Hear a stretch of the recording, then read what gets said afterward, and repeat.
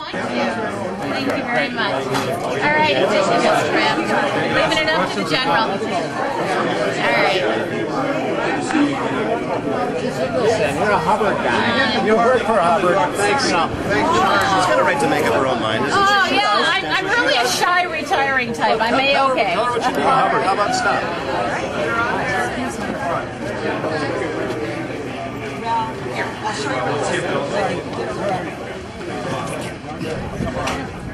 Mike has never said anything at all about Carol Molnau or Maureen Reed this whole campaign, and You don't. You don't. It's just that's the way it is. So, Is there? Mike Hatch is a man who is very good with strong women. His top deputies in his office are both women. He asked me to run not because I'm some shrinking violet. He sent me out on the campaign trail with full confidence that I'm able to talk about our message of hope and promise for the next generation. And, you know, I've 8 years as your state auditor, 4 years as president of a foundation. I'm a lawyer. I went to the same law school as Governor Pawlenty. And you know what? If the people of the state somehow feel that as a candidate you can't get tired and you can't, for you know, at some moments say, I'm sorry, what? And I didn't mention in there, and I don't want to make excuses for anything. We were in a coffee shop, and the woman to our right was steaming coffee the whole time. And I asked him probably 3 times. I couldn't hear him. He kept, I'm like, I didn't hear what you said. And at one point, I even said, did you say job Z? I can't hear. And it was just one of those things, your brain either kicks it into gear or not. All I can tell you is you campaign 24/7. And I really am kind of sad that this has created such a fervor over the fact that someone gets tired and says, I'm sorry, what?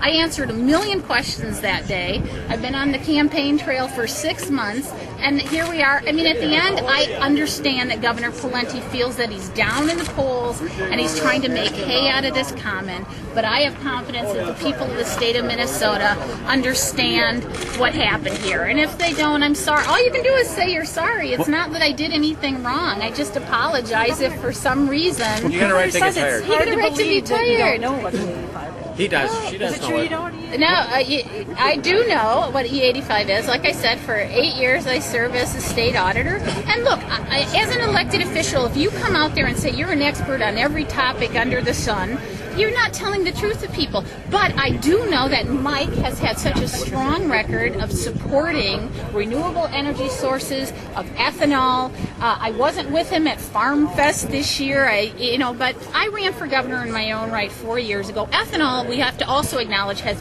boomed in the last few years. You know, we now have almost 300 stations that have ethanol. Out of the 180,000 service stations across the United States, Minnesota has the majority of those. And so, you know, And we need to give inducements to get some more. Right. That is an issue. Could you talk just for a minute about if you're in office, what your top priorities for ethanol are going to be?